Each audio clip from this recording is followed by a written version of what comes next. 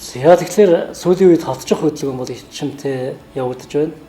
За энэ хүү хотчих хөдөлгөөн явагдах үйл явцад утаа, төвжирэл, нийгмийн стресс гэх мэт олон тулгамдсан асуудлууд бий болж байна л да. За энэ хүү асуудлыг шийдэхэд бол нэг талаас төр, нөгөө талаас бизнесийн байгууллагууд, за нөгөө талаас бол иргэний оролцоо маш чухал байгаа. За төрийн байгууллагын зүгээс бодлого, хөтөлбөр, газрын харилцаа гэх мэт асуудлуудыг шийдвэрлэх оролцоотой байгаа бол бизнесийн байгууллагын зүгээс хөрөнгө оруулалт, ноу хау, нөөцүүдийг шилжүүлэх, түүнийг ашиглах, бүтээмжийг бий болгох гэх мэт ийм оролцоотой байгаа. Харин иргэдийн зүгээс оролцоог дэмжих, санаачилтай байх ийм байдал их чухал байгаа. Тэгэхээр эндээс үзэх юм бол өөрийн байшин үндэсний хөтөлбөр маань цаг үеэ олсон хотчлт, нүүдлийн соёлоос суурьшмал соёл руу шилжих энэ алхмыг хэрэгжүүлэхэд шилжилтийг манлайлах чухал төсөл санаачлах гэж миний хувьд үзэж байгаамаа.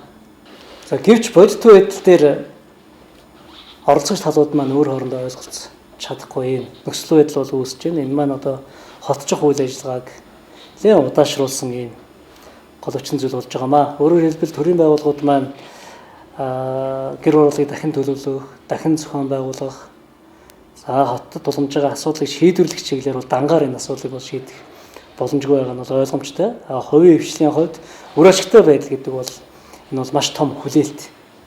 Нөгөө талаас иргэдийн тэр амар тайван амьдрах, өөрсдийн одоо айдвартай байх тэр сонирхол гэдэг бол маш хүчтэй. Тэр энэ гурван талын сонирхол маань нэгдэж чадахгүй байгаа бол судалгаанаас бол харагдаж байна. За энэхүү асуудлуудыг шийдэх нэг боломж бол өөрийн байшин энэ иргэдийн санаачлага бүхий энэ хөтөлбөрөө гэж миний хувьд харж байгаа.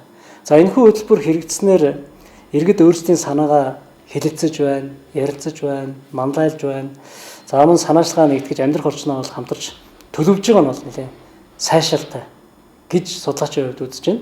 За хамгийн гол зүйл нь болохоор амьдрах тэр хамтын хэв маягаа бий болгох зорилгоор өртгийг бууруулах энэ моделийг бий болгосон нь энэхүү төсөл цаашаа хэрэгжих бүрэн боломжтой гэж экспертийн зүгээс бол дүгнэж байгаамаа.